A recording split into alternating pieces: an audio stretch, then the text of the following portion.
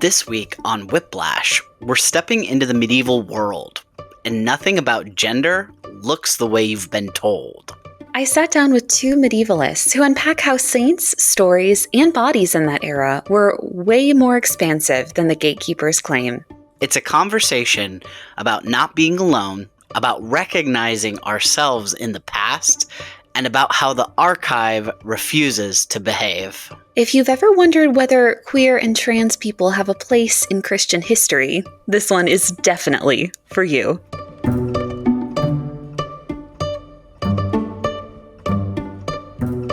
You're listening to Whiplash, a listener-supported podcast produced by Max Kuzma and Emma Cieslik, lifelong Catholics and members of the LGBTQ community. We explore Catholicism through the lens of queer liberation theology, and we're so glad you're here to join us.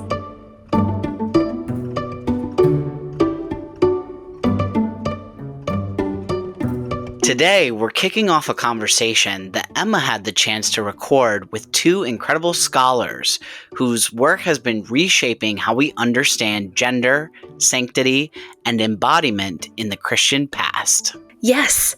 This episode features my interview with Dr. Alicia Spencer-Hall and Dr. Blake Gutt, editors of Trans and Genderqueer Subjects in Medieval Hagiography. Their work opens up a whole new way of thinking about the Middle Ages, not as a static period locked behind tradition, but as a space overflowing with complexity, imagination, and genderqueer possibility. One of the ongoing themes of this podcast is the feeling of not being alone. That sense that queer and trans people have always existed within the Christian story, even if our institutions try to erase that truth. And even though I wasn't in the room for the interview, listening to the conversation you three had, it hit that theme so beautifully. We talked a lot about historical solidarity, the relief and grounding that comes with seeing resonances across time. Not because medieval people map neatly onto modern identities, but because the archive shows us that human beings have always pushed, questioned, crossed boundaries, and lived in ways that don't fit tidy categories. And what I love about the work Alicia and Blake do is that it cracks open this assumption that the Christian past was somehow settled, uniform, or obvious. When you look closely, the Middle Ages becomes a portal into looking at alternate ways of imagining gender and holiness, ways that challenge the gatekeeping narratives we hear today. Exactly. The more we talked, the clearer it became how spiritually and intellectually liberating it is to see that the tradition has always been far more unruly and far more human than most people realize. So I'm stepping back now and handing things over to Emma, Alicia, and Blake. This is a rich, generous, and honestly really moving conversation, and we're so glad to share it with you. Let's get into it. Welcome to Whiplash. Thank you so much for joining us, Alicia and Blake.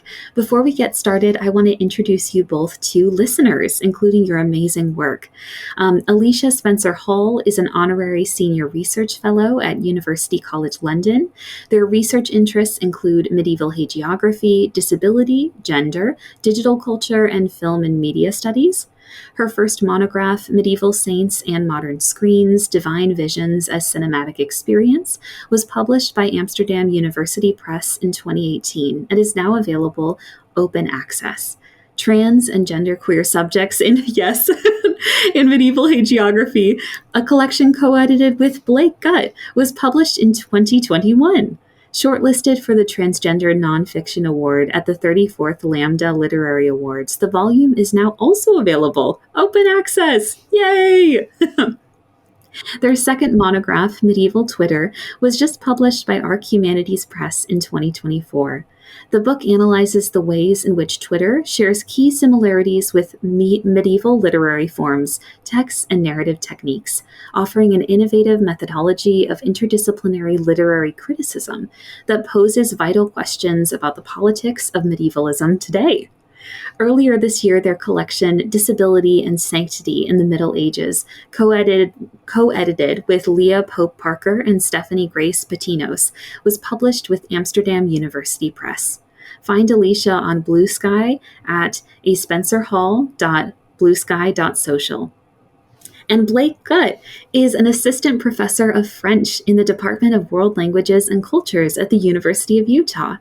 His research interests include 13th and 14th century French literature, queer and trans studies, hagiography, and visual culture. With Alicia Spencer Hall, Blake co-edited Trans and Genderqueer Subjects in Medieval Hagiography, which, as I mentioned, was a wonderful Lambda Literary Awards finalist. Alongside Greta Lafleur and Emily Skidmore, Blake is a general editor of the 6-volume series A Cultural History of Trans Lives, under contract with Bloomsbury. Blake's work on the trans Middle Ages has been published in Exemplaria, Medieval Feminist Forum, and Post-Medieval, and is forthcoming in Speculum. He is currently working on a monograph whose working title is The Trans Middle Ages. Yes! Yay! Before we get started in our discussion of your trans and genderqueer subjects in medieval hagiography, exploring queerness in medieval literature and art, I would love to begin with discussing both of your faith backgrounds, if you feel comfortable sharing. Medieval hagiographies can be of interest and use to people of all faiths and no faiths at all. How does that apply to you both? Wow, what an amazing introduction. Thank you so much. What an amazing question. Blake, is it okay if I go first? Yeah, you go ahead. Okay, I'm doing it. I'm diving in. So I was brought up with a hippie from proper hippie, and I was exposed to a lot of different faith cultures and a lot of respect and reverence for faith itself and for the power of prayer and ritual and kind of coming together. So myself, I would say I'm a believer in the universe. I'm that classic, I'm spiritual but not religious. I feel in a way I know too much about patriarchal structures of religion to be able to kind of exist within one.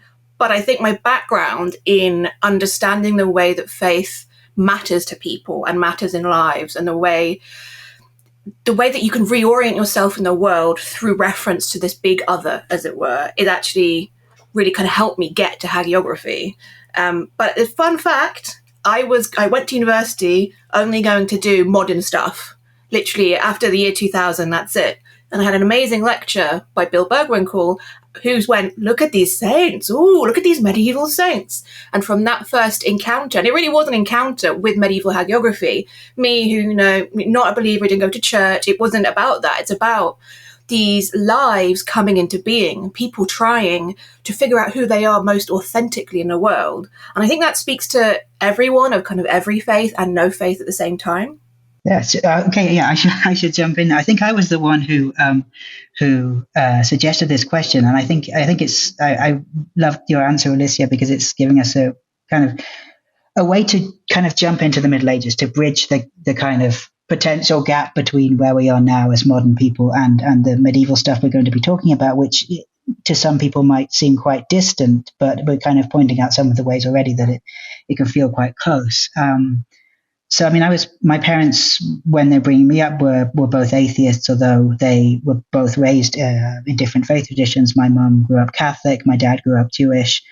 So I was aware of those traditions and those beliefs more the Catholicism, really, because my mother's family, my mother's side of the family is larger, and so they kind of were more of a presence in my life in terms of sending Christmas presents and Easter presents and that being aware of those kind of what they were doing and what they were celebrating.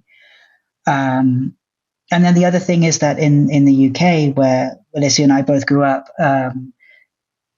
there isn't obviously the separation of church and state. So we moved around quite a lot when I was a kid, but most of the schools I went to would be Church of England schools, in the sense that they were affiliated with a local church. This was in the countryside, so there'd be one school probably in the village, and it would be associated with the church. So I grew up kind of singing hymns and saying prayers at school, but also not really believing, not feeling like I fitted in with that, and feeling like there was these different sets of rules around me, Protestantism, Catholicism, Judaism, and not kind of, they didn't quite kind of work or weren't the right shape for me, I suppose. It wasn't really till I went to university that I became fascinated with religion, and particularly the places where worshippers define and forge their own relationship to doctrine. And I began to see religions as these different kind of lenses and different ways of seeing and interpreting and understanding the world. And that's what really fascinates me about religion. The reason I wanted to begin with this question is I think it leads us really nicely, as I was saying, into our discussion of the Middle Ages, because the texts we're going to be talking about mainly are saints' lives. And I wanted to kind of point out right at the beginning that they're not liturgy. These are not things which are doctrinal that you have to believe. These are, in many ways, a kind of a representation of folk religion. They're things that where they really are the spaces where people were using their imaginations and finding their own connections to something holy in a way that was not necessarily able to be mediated by, and maybe the church would have liked to do so, but the kind of the patriarchal structures of the Catholic Church in the Middle Ages was not really able to kind of keep a grasp on all of the kind of burgeoning saints narratives that were the people's way of connecting more closely with their religious beliefs. I loved that you suggested this question. It was so critical to also bridging the gap of people that don't know a lot about this subject. Thank you all for sharing that with me. Starting our conversation, it leads directly into my next question for people who aren't familiar. What is medieval hagiography, and what led you to edit your book? What fruits have you found exploring queerness in medieval literature and art? Yeah, well, medieval hagiography just means medieval saints' lives. So that's usually biographies of saints. And there's kind of two ways of reading saint in this term, like Blake's pointed at. You can have a saint that, say, the Vatican has recognized. So that's kind of like a big ticket saint. That's somebody who's been canonized. But a lot of the medieval saints that we work on and with are lay saints. So they were recognized by their community as saintly, as holy, but were often never even put up for canonization. So it wasn't even that they sort of failed per se, it's just it wasn't a thing. Now, why did we start this beautiful journey? I was really angry, actually, and frustrated. So because of it's a huge body of literature available to us, and because of the central place of religion in the church in medieval culture, it's pretty standard when you do kind of medieval stuff. You look at hagiography, and you kind of dig into the genre, and you dig into kind of the images. The first thing that you can kind of see is that something fun and funny is happening with gender. There is gender slippage all over the shop. It's for holy men, holy women. Christ in particular can be very gender fluid. And I was just really frustrated as, I saw this in text, but frankly, so did Blake, so did a lot of other people. And yet none of that kind of appreciation for this interesting queerness of gender, of transness coming through was reflected in scholarship that was being written about these saints and these texts. There was even in avowedly feminist scholarship, there was still a real impetus to cling to a binary, to cling to kind of cis-sexism, even if it wasn't necessarily phrased in a phobic way at all, but just kind of a lack of attention and neglect.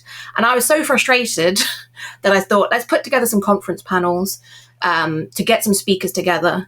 And then that turned into our edited collection that really, I just wanted to showcase kind of what so many people had been thinking and feeling, but hadn't yet been able to kind of be articulated in an outlet that frankly would have more legitimacy in some eyes than just kind of us talking. That makes sense. Absolutely. And I can't tell you how much your work has meant to me, especially as someone who grew up in a deeply conservative and fundamentalist Catholic space, as did Max, where your book kind of opened the possibility to see ourselves within the ancestry of our religious communities in folk spaces. So it's been incredibly generative and valuable. But I don't want to step on your toes, Blake. Go ahead. Thank you. I got chills. Thank you so much for saying that. Thank you. Yeah, that's why we wrote. We didn't write all of the book. There was a lot of different contributors. We edited the volume, but the fact that it means something to people is really huge for us. And I just to add a couple of, I think Alicia just gave a really complete answer, but to just add a couple of little bits, so Alicia, you were talking about the fact that there are some kind of saints that were venerated by a community that maybe were never went through any kind of process to try to canonize them, because that was not really the point. In the volume, we also, with the chapter I wrote in the volume, for example, talks about a character who was described as a saint within a fictional setting. So this is a saint who just kind of pops up as a character in a story. And that is another way, kind of another use for saints, in the sense that people were able to, they had all these characters that they were hearing about in church and then in their communities. And they were kind of, I don't know, I kind of hesitate to say fan fiction, but it was kind of something you could play around with. You could say, what might these characters be doing? What can we imagine them doing? And another great example of a saint who was never canonized, which I taught a class called Saints, Death and Miracles in medieval France. And in this, we looked at all kinds of, different, the way saints show up in fictional narratives, in more kind of canon adjacent contexts. And then one of the saints we looked at was very unusual, because he was actually a dog. Yes. So his name is Saint Guinefort, and we know about him because there is an account written in the 12th century by a priest who visited a rural village in France and found that what part of their religious practice was worshipping a dog. So the story was that this was a dog who belonged to a knight. The knight's wife had died, so he was bringing up their baby by himself. And one day he left the dog to guard the baby while he went out. And when he came back, he found that the dog was there, the baby was there, but there was blood all over the place, and the baby wasn't moving. And he immediately jumped to the conclusion the dog's killed the baby, so he killed the dog. And at which point the baby starts crying, and he realizes that in the corner of the room is a dead snake. And so the blood is the snake's blood. The dog has saved the baby's life, and he's so regretful that he gives the dog a very kind of fitting burial. And that burial site became a place of worship where people would bring sick children with the idea that the holy dog would be able to cure them from the afterlife.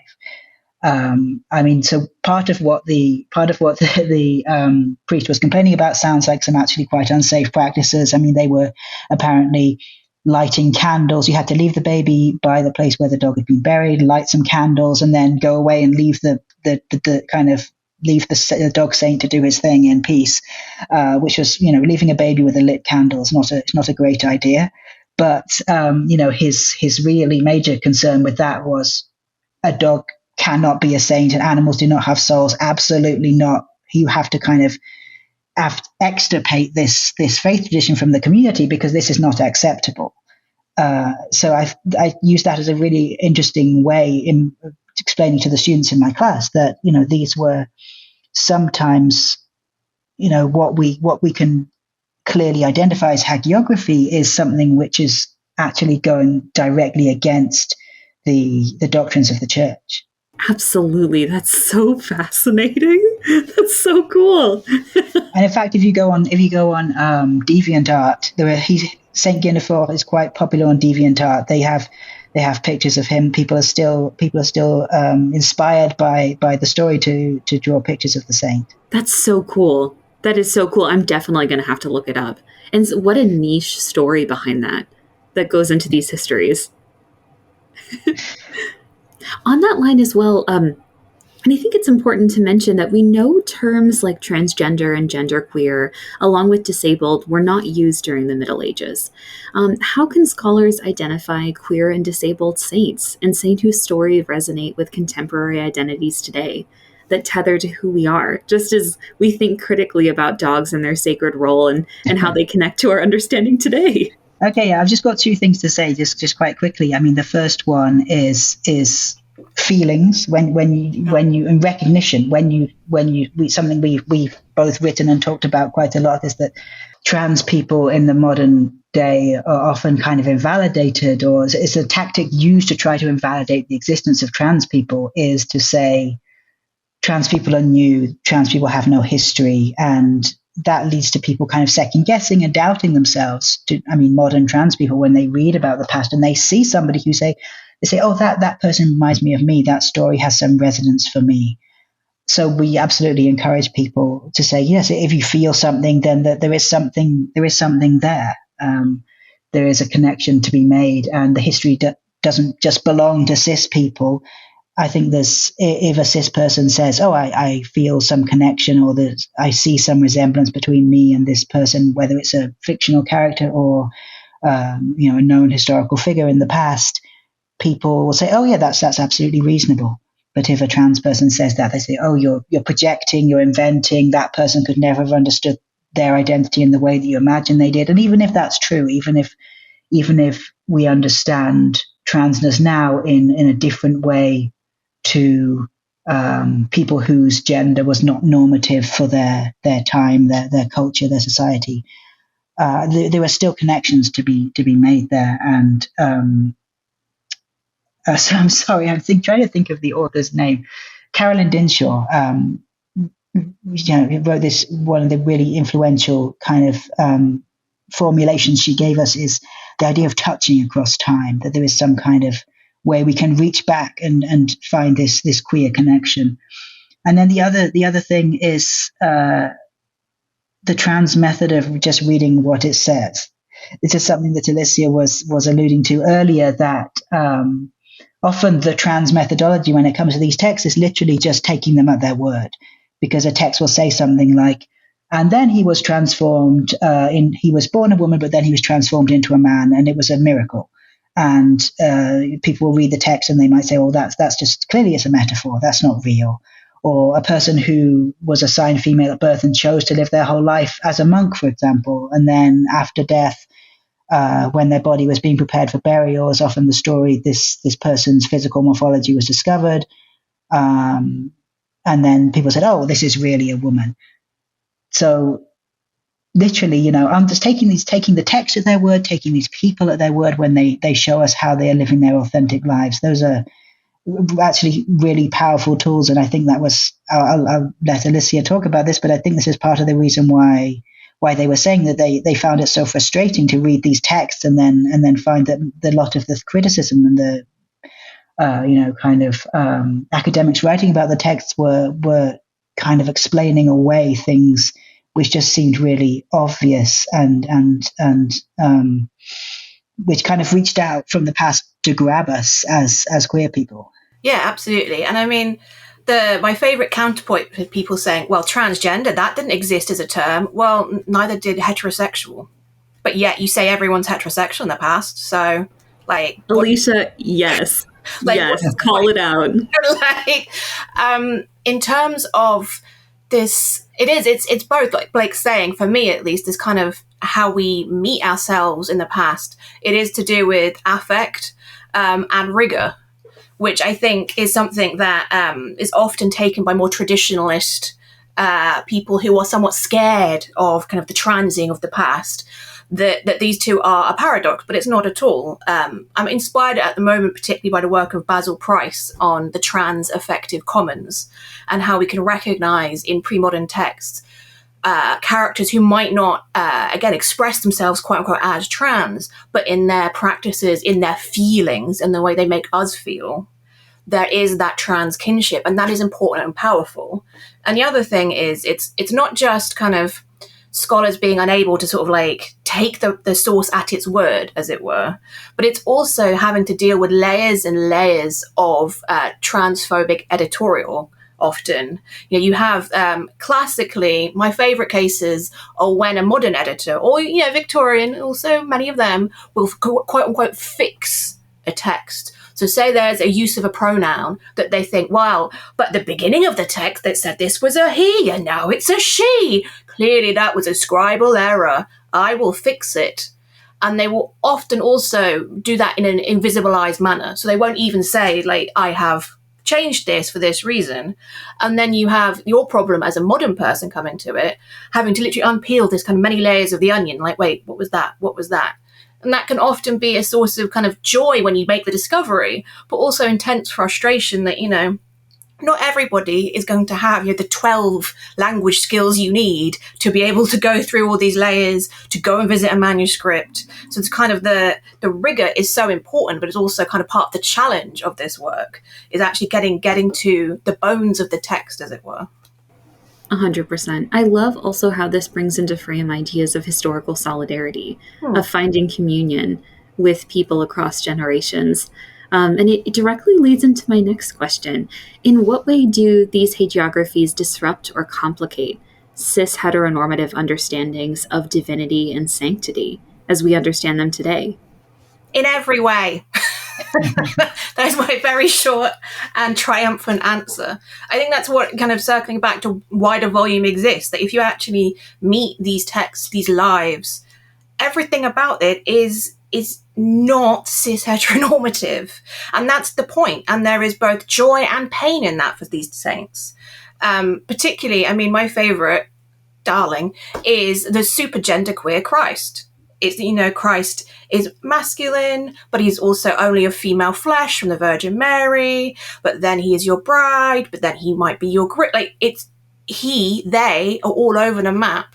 And then that points to the kind of the bigger gender slippage of divinity itself, of God. And then when you think about that, what does it mean to be a mortal human trying to figure out where you are in a world and trying to unite with a divinity that is beyond mortal gender, that is all gender and no gender at once? And my way of kind of, if we zoom out a little bit, of reading these texts kind of as an assemblage is individual iterations of coming together. What is the authentic expression of that person's gender and identity that brings them into alignment with this divinity that is beyond gender, that is mind-blowing, gender-blowing, as it were? Mm-hmm. No, totally. Yeah.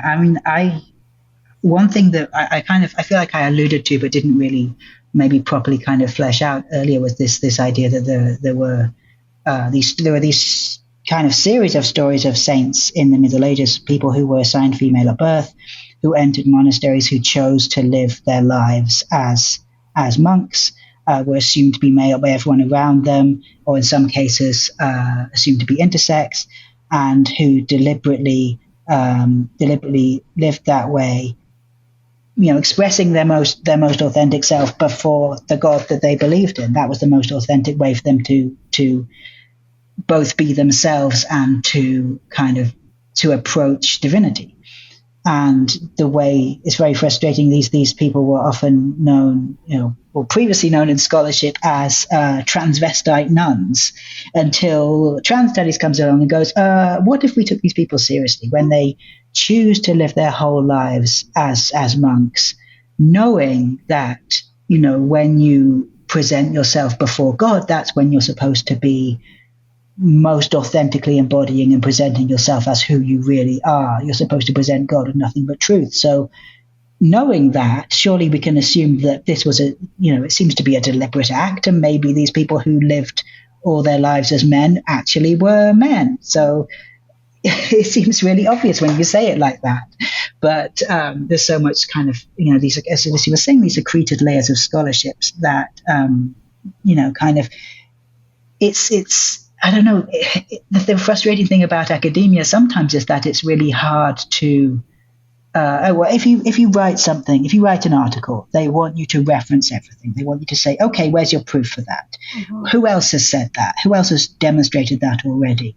And the thing about trans saints is that until quite recently, it was something that a lot of people in academia and outside academia were talking about, but there wasn't that kind of written down quote unquote proof that we could point to and say, oh, this scholarly article says this, and this scholarly article demonstrates that.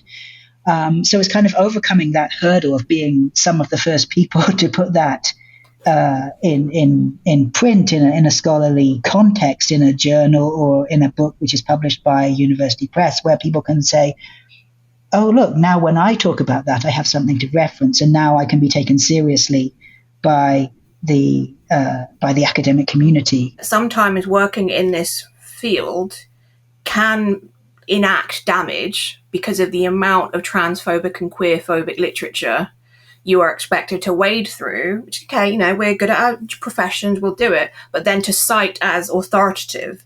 And, you know, it is, like Blake was saying, until only very recently we have moved beyond, and we still haven't moved entirely beyond, this motif of transvestism, cross-dressing, disguise, deception.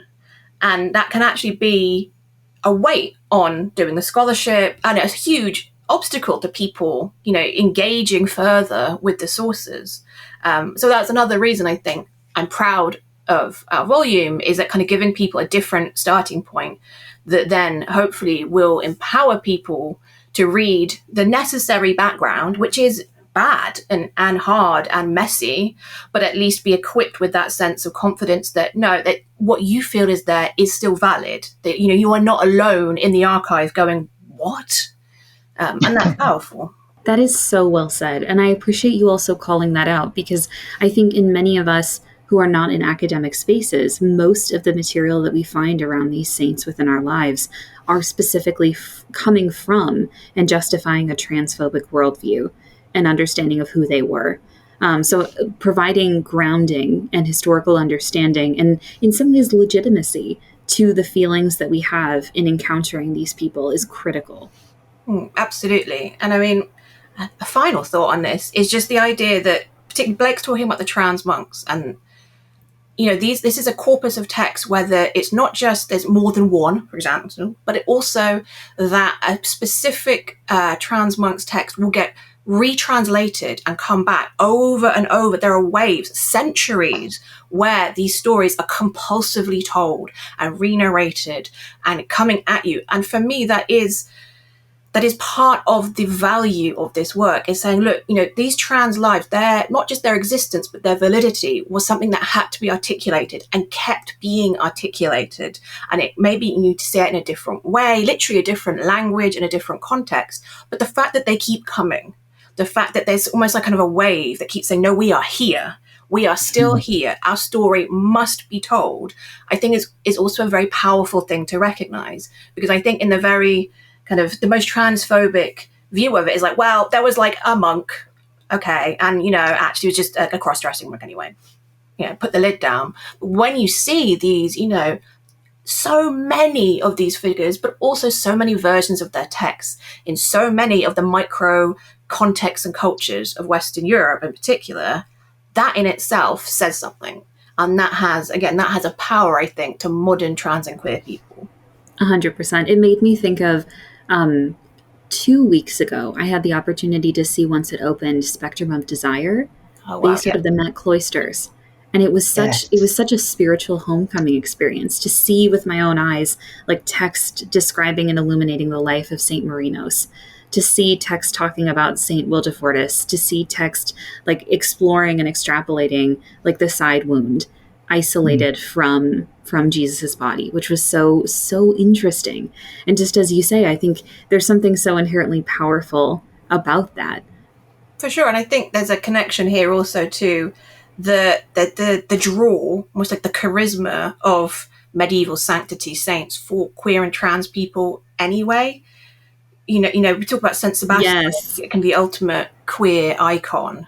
There's something kind of looking the other way that calls on sanctity, models a particularly quite medieval sanctity that has been a touchstone for activism, for belonging and community for modern queer and trans people, quite apart from kind of any academic stuff we do in manuscripts. There is this yearning, this urge, or indeed that recognition that comes out kind of all over the internet for a start, but in folk art, in chats, in jokes, you know, there's something there, I think, about this link, queerness, transness, sanctity, and what it means to claim ourselves as saints.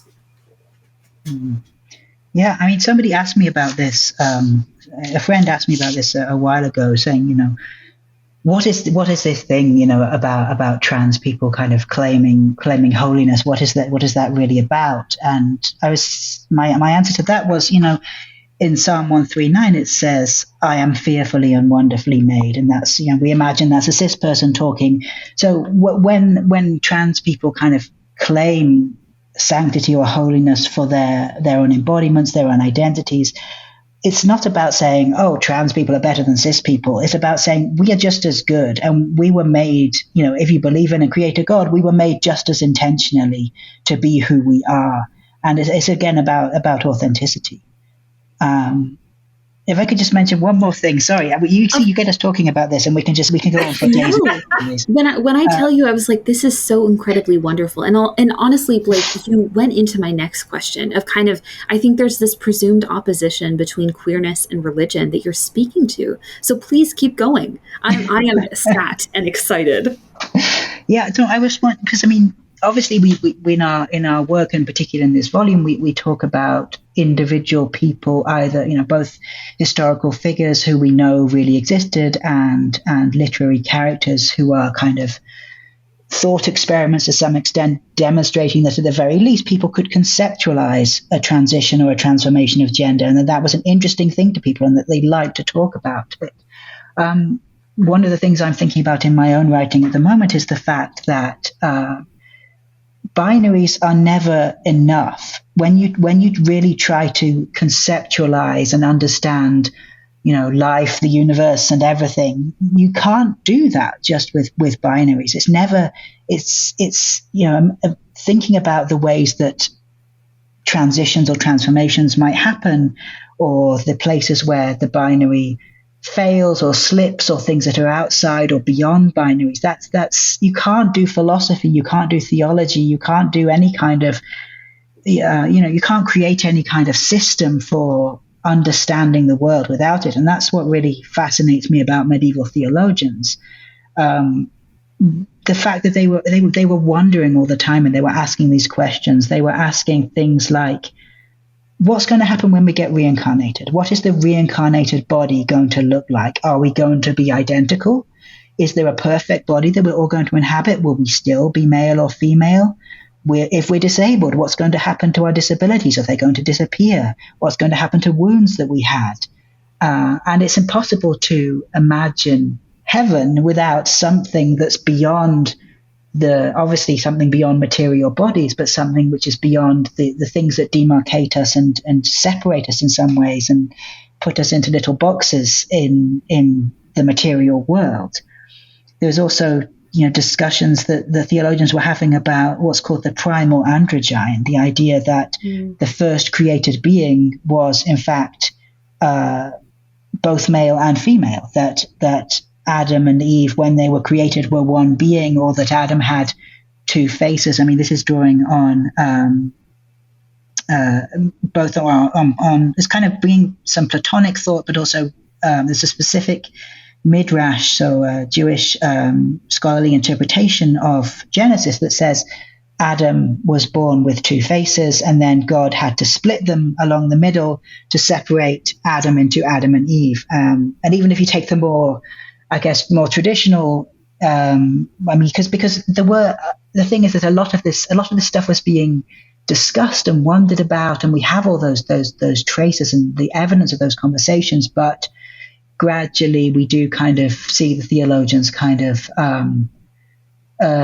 zeroing in on a more binary structure. They're kind of trying to kind of sweep some of the queerness under the carpet at some point and create a more comprehensible and rule following kind of world. But that other stuff, those early interpretations still exist. And even in the interpretation which became dominant, where the rib is taken from Adam's side, the rib is transformed into Eve, there's this huge iconographical tradition in Western Europe where those two steps are conflated, and what we actually see is the figure of Eve being pulled out of Adam's side as he sleeps, as if Adam was pregnant and is giving birth to Eve. So he is in a way the first pregnant man, and that is, an iconographical tradition that is spread across Europe, across, I think probably 11th to 14th centuries.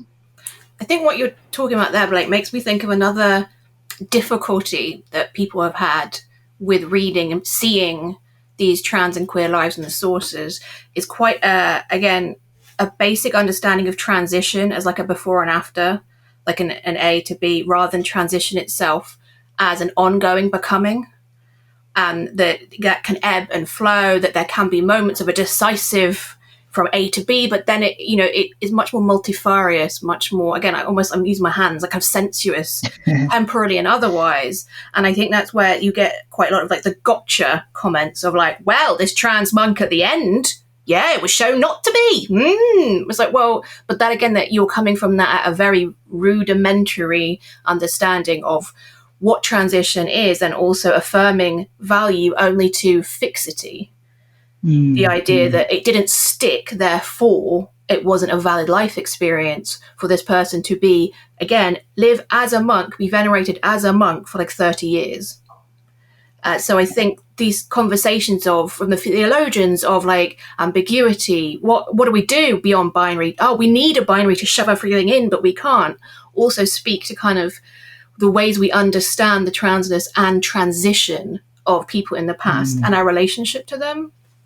And that's what the first chapter in the edited volume by Martha Newman does something really wonderful, which is that she takes that narrative of somebody assigned female at birth who lived as a monk, who was understood as a man by his fellow monks, his brothers, and who is then, when they are preparing his body for burial, they look at his body and go, oh, this was a woman all along. But what Martha Newman does in her wonderful article is really say, but let's think about what that experience was like from the point of view of the monks.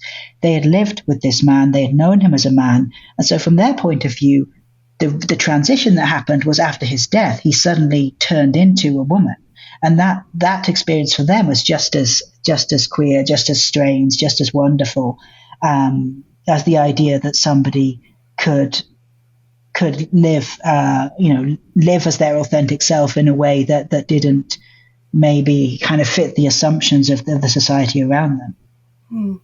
What's important, I think, to mention about Martha's article is something that, again, we hope to uplift in kind of scholarship in this area and thinking about this area, is Martha goes back to her past work, which did not really affirm kind of the transness of this particular trans monk.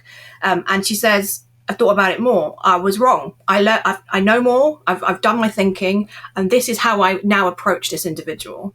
And that, I think, again, is, well, one, allyship of the first order, frankly, but two, indicative of the way that this kind of work, the work we're advocating for and doing, is about blurring timelines. So for that scholar has gone to their past, has become vulnerable in seeing their past self, their past work, and met them there and brought them forward to help support building a kind of a better future in scholarship. So that's kind of part of, I think, our work in general, and just our thinking on trans saints, is about a metaphorical time traveling of everybody involved. I love that so much. It's so well said. And I think that's critical, because providing the space for our own understandings of the church as well as saints to evolve over time is critical. I know there was a lot of backlash when I had specifically written an article for U.S. Catholic about gender diversity within the church. And there was this huge unwillingness to think critically about what this would mean, not only for the trans community, but also for the cis community, of how are people with PCOS like myself represented within this system? How is this providing space for all of us to see a greater and more full picture of how we've existed across time and space? I think that is so incredibly important. It actually leads right into my next question. How does this work of challenging the idea of queerness and religion, transness and religion being opposites, how is that challenge important? And how does the work that you do challenge the idea that queerness and gender diversity is antithetical to divinity, when your book showcases gender-expansive identity as a reflection of God's all-encompassing identity?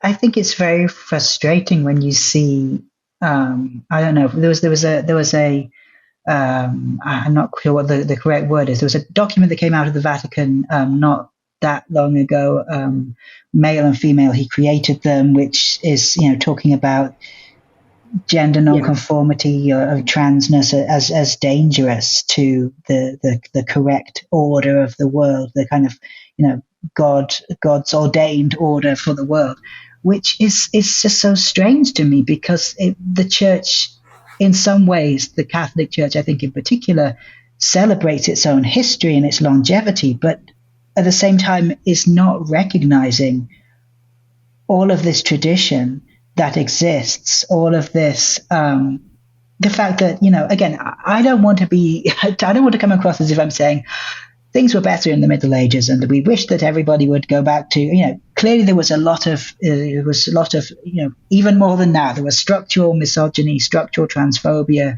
transmisogyny, patriarchy. And we're not saying that this was some kind of idyllic space in the past, but there was, at least in some ways, there seems to be some more nuance in understanding, even if that was kind of a conflicted space, even if we think about medieval medical understandings, we had these kind of classical models from antiquity that said, no, gender is basically, gender/sex is a spectrum. There's this idea that the womb had multiple chambers in it. So it was this kind of, I don't know, almost like a glove shape. And depending on which of the little fingers you gestated in as a fetus, that would determine whether you were exposed to more heat, whether you had a kind of cooler gestation period, because this is we're talking about humoral theory here, which associates men with heat and women with coolness, and the idea that if you were perfectly in the middle, then you'd be intersex. So there was a logical, for the time, scientific explanation for how masculine men, feminine men, masculine women, feminine women, intersex people who are seen as kind of a perfect balance between the two were completely normal, which was a kind of in contrast or kind of at odds with the idea of male and female. He created them, but at least there was this kind of discussion about it where the possibilities were being expressed. Whereas now I feel like my impression is that the church wants to deny that part of its past and say, well, this never really happened, which it's just very frustrating and also kind of baffling to me. I mean, for me, a large part of kind of the value of this work is by showing the receipts to the church. It's a kind of historiographical work on the church itself and saying, well, you are saying things that, make queer lives impossible to live for many people, particularly if you're a queer person of faith. But actually, again, like Blake said, that's not consistent with, your approach through time. And you're also disavowing what opportunities, what spaces there were previously. And I mean, I think it's hard to overstate the importance of finding fellowship in the past, finding a space within faith, particularly for queer people of faith. I mean, we know the rates of self-harm, of suicide amongst queer and trans people, but particularly queer trans people of faith are sky high. And, I can only imagine what it feels like if, the structures, the community that gives you life, spiritually and otherwise, says that you are wrong or is no place for you. Of course, that is annihilating in various ways. And I think, in our volume, Kevin Elphick has a chapter on Mother Juana de la Cruz. And she has very recently been beatified, in fact, and he's been a part of that process. And Kevin works with the VA, counseling, queer and trans veterans. And he gives, they give first-person testimony about, having these icons, having these saints matters.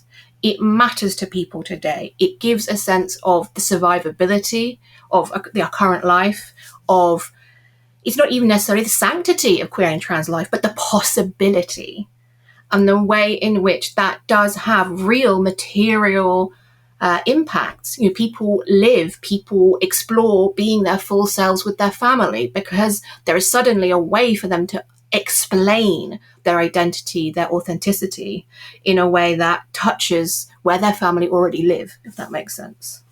Absolutely. Not me crying at 9 a.m.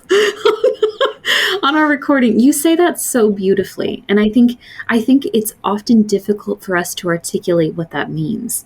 Because from my perspective, I see kind of this rejection of this gender diverse history within the Catholic Church in line with what we're seeing in the United States today, of kind of erasing and sanitizing queer and trans histories within our own United States civil rights conversation, especially trans women of color, from our dialogue about the ways in which we gained rights and fought for liberation in the spaces that we have today.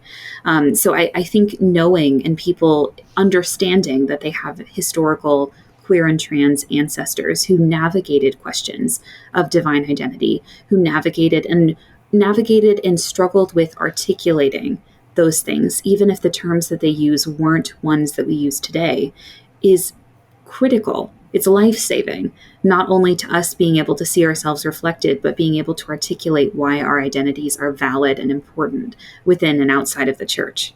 Absolutely. And I think another thing to add is, if you read a saint's life, often there's a lot of like unpleasant stuff in it. The saint, by definition of the genre, the saint has to struggle, and that may or may not involve self-mortification and martyrdom, but just struggle with, say, convincing a family that they do not want to be married, struggle with they want to say give up all their belongings, but the family says no.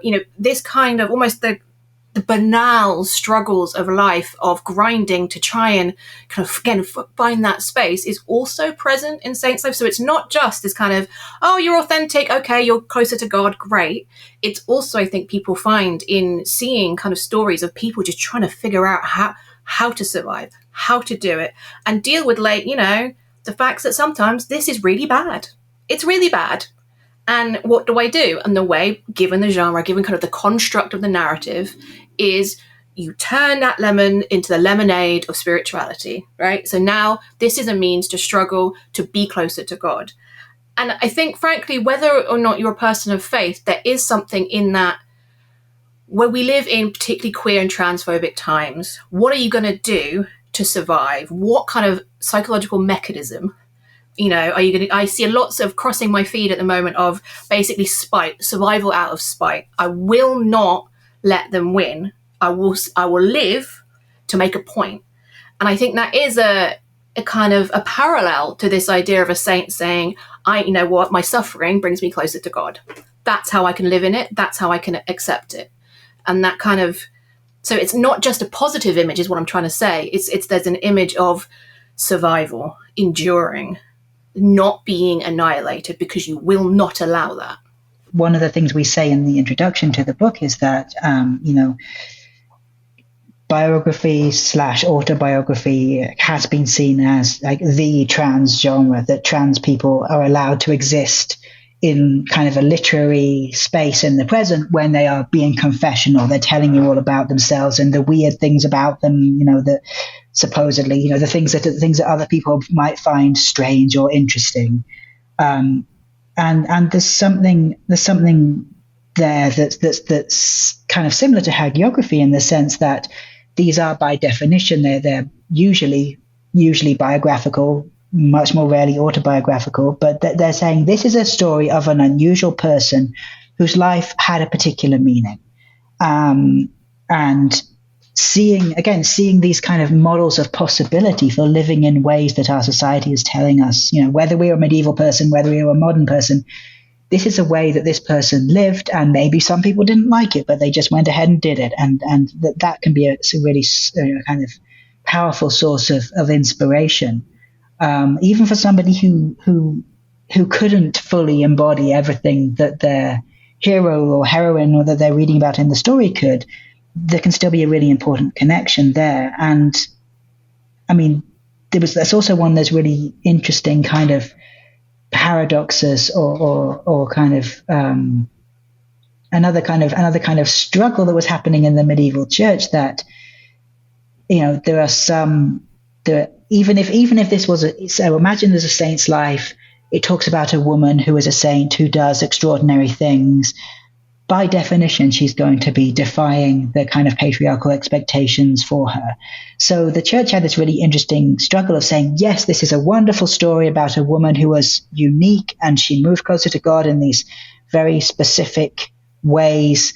And we want you all to know about her, but also don't do that, please. Because there's this slippage between, recognizing a unique and powerful, life story and an individual who did something, whether it is just, living authentically as a trans person, or whether it is living authentically as a trans saint or as a saint who is not trans. And they're saying, but we couldn't keep control over people in the same way if everybody was kind of, being their authentic selves all the time. We need some kind of way to rein that in, to say, yes, but this person was unique in some way that made it okay for them, that it's not okay for everybody. So please, let's not have all of the women, leaving their families to go and be hermits, because that wouldn't really work. There's a really interesting kind of ambiguity and struggle, and where in a medieval sense there was this presentation of possibilities that were at the same time kind of almost being pulled away, yet as Alicia was talking about before, the endurance of these tales, the fact that they were retold and retranslated and kind of that they cross genres. We have saints who first appear in more strictly religious texts, who then show up in more fictional narratives, but playing the same kind of role as themselves in that text.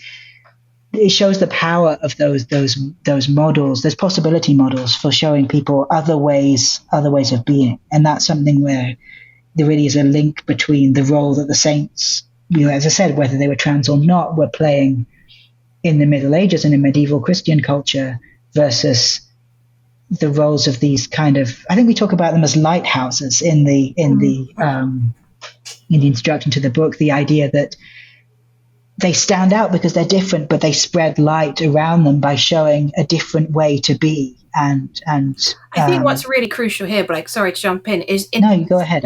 Intimacy with the divine.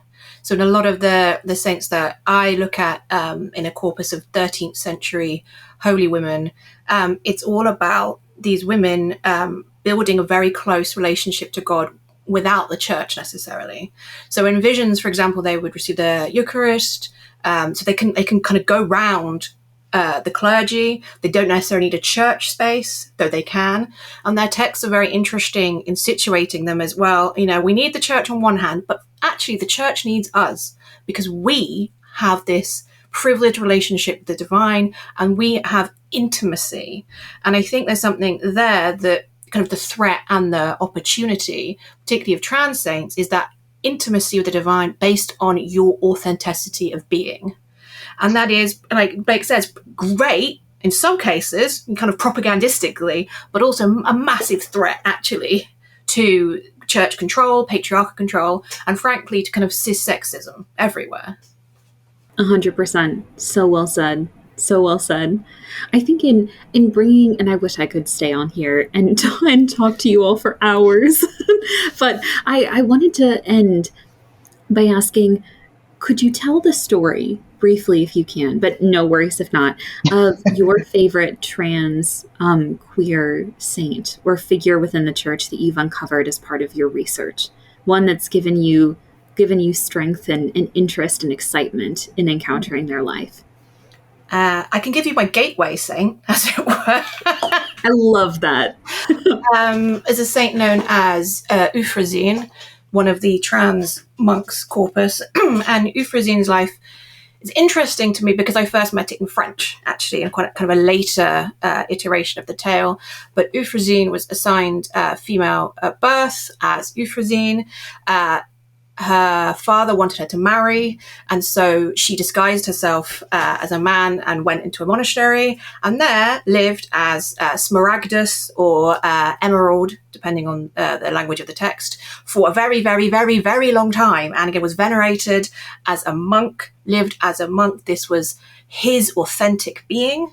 And there's some fun shenanigans about misrecognition of, the father visits and can't recognize that this monk is his child, for example. So the text then plays on, again, who are you inside? Who can we see? And ultimately, it's kind of a classic trans monk's text. Smaragdus Emerald dies, as a man. And I believe it first came up in the 5th century, and it's just come up in Latin, Greek, French, so many different translations, so many different centuries. So I have a very big soft spot for Smaragdus as the first trans monk I met and went, wait a minute, what? What about you, Blake? I have to talk about Saint Fanuel. So he's another French saint. He's, I guess, a less I don't know what word, less liturgical, less connected to the kind of official body of the church than of Rosine or Smaragdus. So this is a saint who appears in one text. It's a text that appears. I mean, there are several different manuscript witnesses, as we call them, of this text, but it is only this one story, and it's this kind of little prologue to the story of the Virgin and Jesus. And this is a little text that goes back and says, well, let's talk about the Virgin's ancestry, because that doesn't really appear in the Bible, but what was really going on there? And so what we have is a story of a young woman who doesn't have a name in this text, but who becomes pregnant when she smells a beautiful flower. So this is kind of the first virgin birth, according to this text, in the genealogy that's going to lead to Jesus. And the baby that she gives birth to is called Saint Fanuel. So it's like Samuel, but with an F-A-N instead of the S-A-M. So Fanuel grows up to be both a king and a saint. And there's one illustrated manuscript of this. So we have some images of him from a manuscript from Cambridge in the UK. And rather, that's where the manuscript is now. It's a French manuscript originally. And he then himself becomes pregnant. His thigh becomes pregnant. And he gives birth to, you have to have a drum roll here, he gives birth to Saint Anne, who is the mother of the Virgin. In this, this is one version of the story where this is how Saint Anne comes to be, that her mother is a man and her father is a magical apple. And this is an apple presumably from the same tree that the flower was from. So we have the flower that makes the young woman pregnant. She gives birth to Fanuel.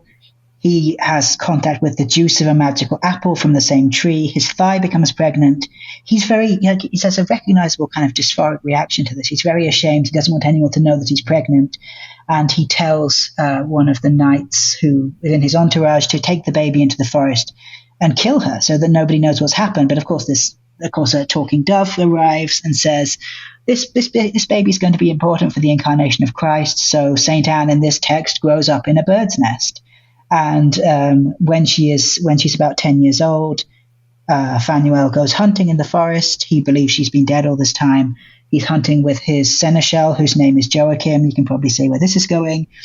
And so Joachim sees this young woman she's 10 years old, so, sees this girl up in a tree and says, oh, wow, who are you? And she says, I don't know who my father is, but I see my mother coming now. And this is literally the way the text says it.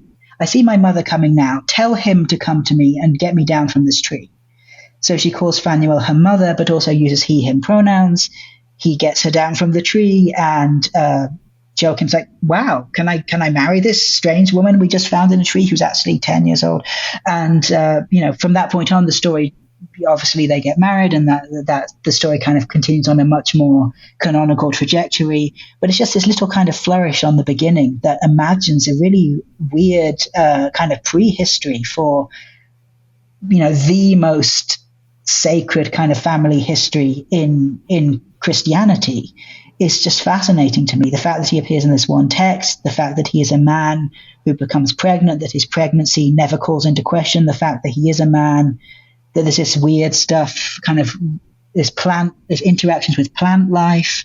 It's a fascinating text that I'm actually editing a text that an article that I'm going to be published maybe next year about the relationships between him.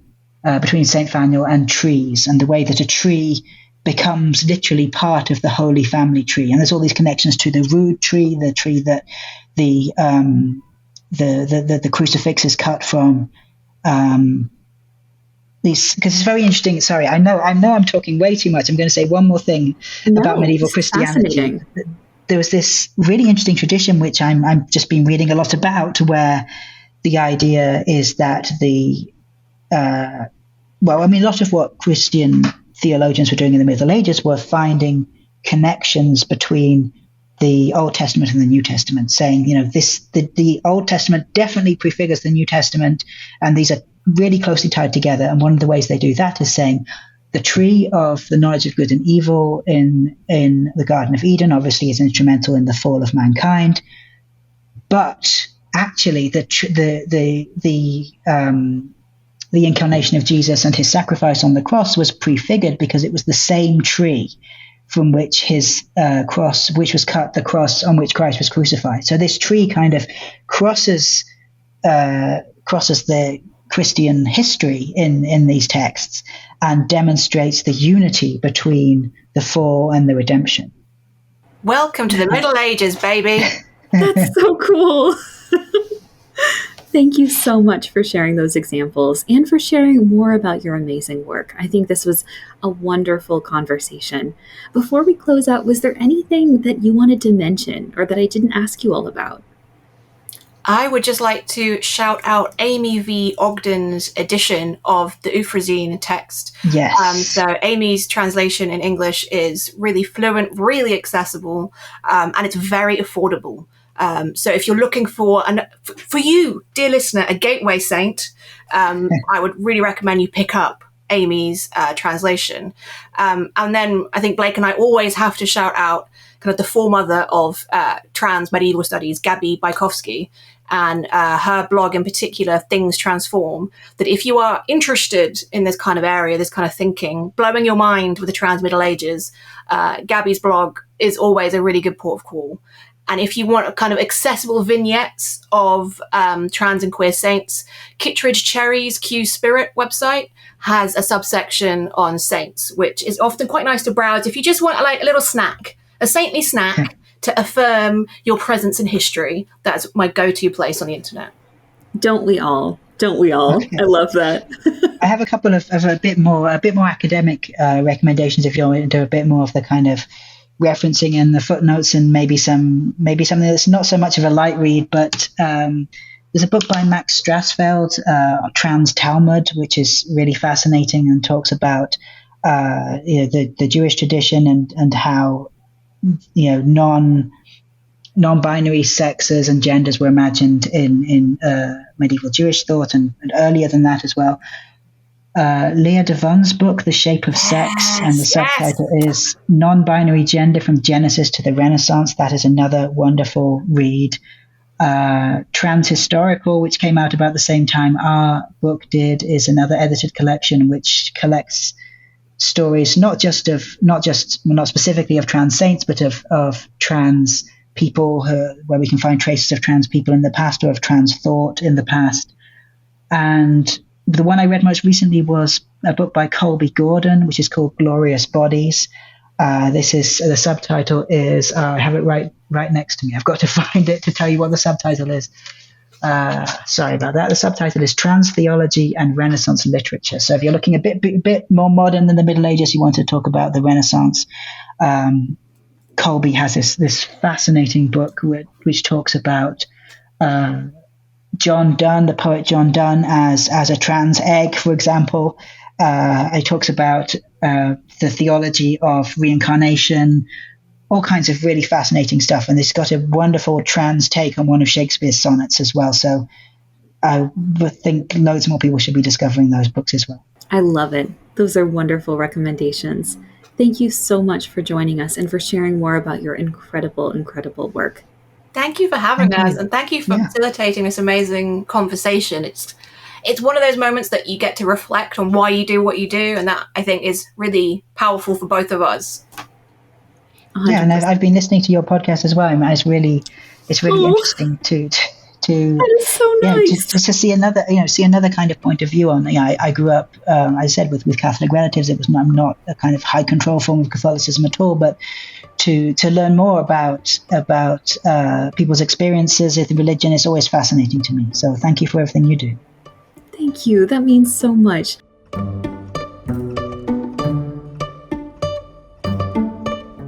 That's our conversation. Alicia and Blake, thank you so much for your time, your generosity, your honesty, for the words your scholarship opens up for the rest of us. If this episode stirred something in you, or made you curious about the medieval archive in a new way, we really recommend checking out the book, Trans and Genderqueer Subjects in Medieval Hagiography. It's available for purchase, and it's an incredible resource. Dense, imaginative, and full of work by both emerging and established trans and genderqueer scholars. It's one of those books that doesn't just give you information. It gives you language. It gives you lineage. It gives you a way of seeing yourself in a history people keep insisting we weren't part of. As always, Whiplash is listener supported. If you want to help us keep making episodes like this, you can subscribe, share the show, give us a 5-star rating, or become a paid supporter. Thank you for listening and for being part of this community that's imagining a more expansive, more honest Catholic story. We'll see you next time. Goodbye.